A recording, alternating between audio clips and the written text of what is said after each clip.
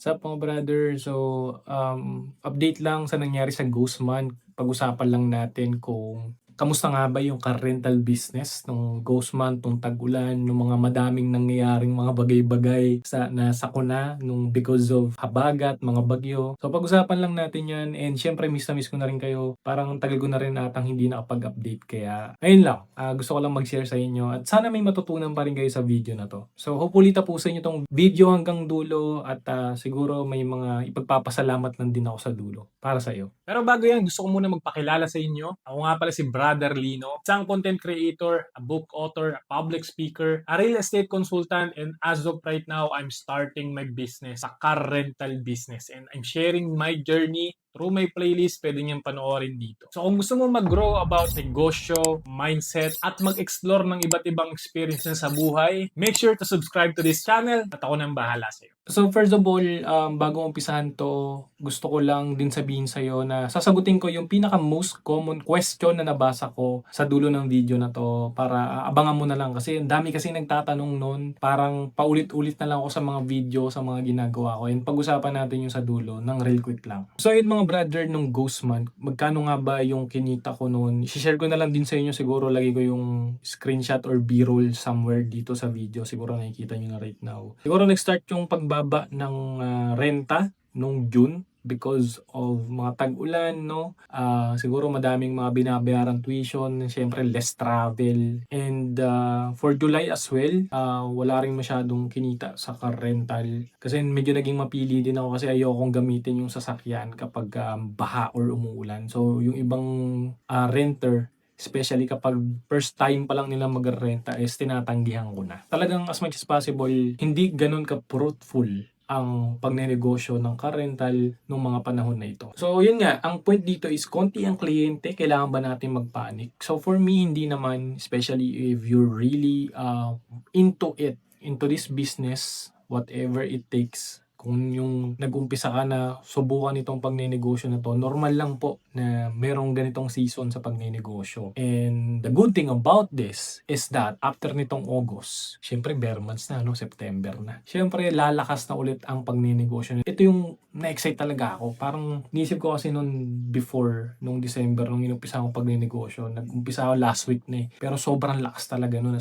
As in, araw-araw talagang fully book yung sasakyan. Hindi ko na nga ito nakita eh. Hindi ko na nakita yung sasakyan, parang na-miss ko na. So, inisip ko, sa bare months, ano kayo mangyari? Parang mas na-excite ako na gaano ba kalaki yung kikitain sa bare months. And for sure, I'm praying, I'm hoping, and I'm attracting just so to manifest na dadami talaga yung clients sa parating na bare months, yung tipong babawiin niya yung kawalan ng renter nung mga nakaraang panahon because of bagyo and other reasons, diba?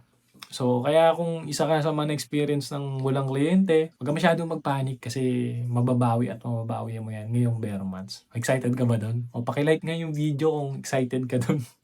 Ayun, sige, move tayo sa next topic. Ayun, what to do kapag mababa ang kita? So, naisip ko rin na baka may ibang nagtatanong sa inyo nito, ano nga bang dapat gawin kapag mababa ang kita? Ako naman for me, I have a work kasi, and ginamit ko yung kawalan ng kita, kawalan ng renter sa ibang time. So, naghanap ako ng bagong negosyo na matututunan, which is, kung nakita nyo ibang videos ko, diba, I started joining Ascentra, which is a network marketing company na ni-started Joseph Lim. And I joined for solely the main purpose ko doon is just to learn. Gusto ko lang matutunan kung paano nga ba kumikita ng malaki yung mga nagne-network marketing. So, hindi po ito scam, inunahan ko na kayo. Madami kasing bashers laso sa TikTok.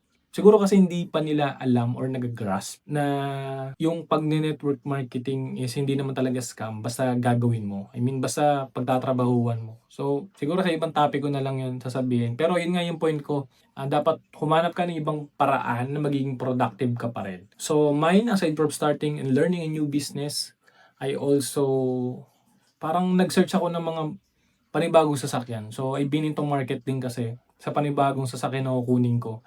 And this time, magsi-7-seater na ako. Just so, maka-cater ko din yung market ng 7-seater. And good news din kasi, nabenta na namin yung isa naming sasakyan. So, ayun, isa yun sa mga grateful din ako ng mga panahon nung nakaraan. Kasi, level up kami soon sa pagkuha ng sasakyan.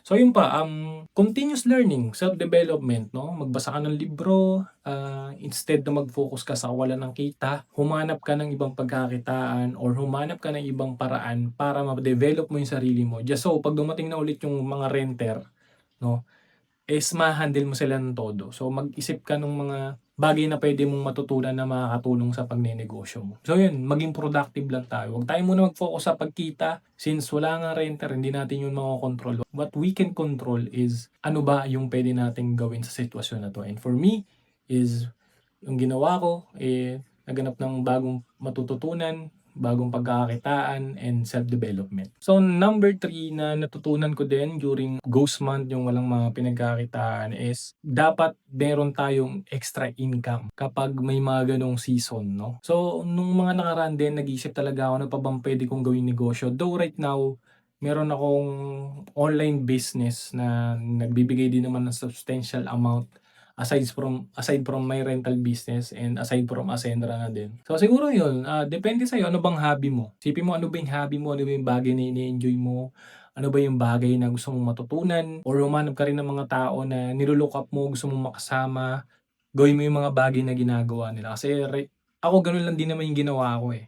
Kumbaga, hindi lang talaga ako mapakali na wala akong ginagawang ibang bagay na nagpapasok ulit ng pera sa akin. Gusto ko talaga yung idea ng maraming income streams. So, siguro sa'yo, isipin mo na lang ano ba yung it could be selling something online or magtinda ka ng kung ano-ano dyan sa negosyo mo, sa tapat ng bahay mo. So, basta huwag ka lang mapakali na humanap ng iba pang pagkakakitaan para hindi ka rin ma-depress kapag dumarating yung panahon na walang kinikita yung car rental, no? So, and I know siguro mostly naman sa atin, 'di ba, yung mga nag-start ng car rental business, meron din naman kayong work or another former business, yung iba mga OFW. So, nababasa ko po kasi lahat yung comment eh. So, yun lang. Basta hanap ka lang ng ibang pagkakitaan. So, kung umabot ka sa video na to, maraming salamat brother sa pagsama sa journey na ito. Alam mo, ano na kasi ako YouTube partner na ako. Alam mo yun, ang tagal kong pinagtrabahuhan yung pag-YouTube. Siguro tagal talaga, men, lagpas decade talaga. And eto lang natutunan ko ng mga bagay na nag-share na ako ng mga bagay na natutunan ko sa inyo, sa'yo, sa nanonood ka ngayon right now, is bumabalik din sa akin yung blessings, di ba? So, kaya ako nag-create din ng video. Just so, ma-replicate ko rin yung energy na binibigay mo sa akin para naman matulungan kita.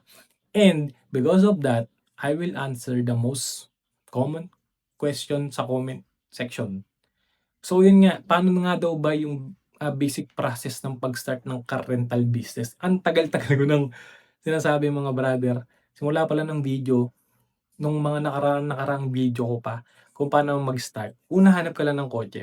Basic na yan, number 1.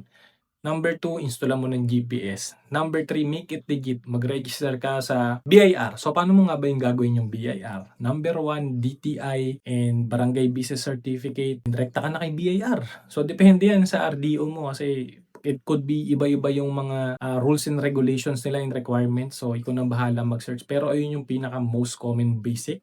And pag nagawa mo yan, GPS ka na, may permit ka na, magkaroon ka ng car rental agreement para protected yung negosyo mo. And ayun nga, yung isa din sa mga naitutulong ko sa mga nanonood, meron po ditong template na pwede mong kunin if ever you are really serious into starting this kind of business. So ayun yung mga common questions na lagi ko nababasa sa comment section. And nagre-reply po ako sa comment section. Hindi lang po madalas sa mga messages kasi natatabunan po ako. Pero yun lang, thank you mga brother for watching this video. Na-miss ko kayo and hopefully natutuwa kayo sa mga ibang pinagagawa kong video.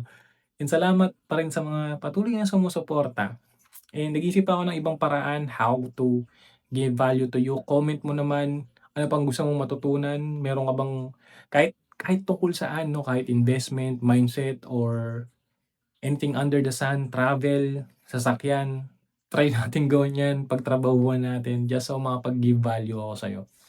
So yun lang, thank you for watching this video brother, sobrang grateful ako na sa pagsama mo sa journey na to. God bless you at sana may natutunan ka. Bye-bye!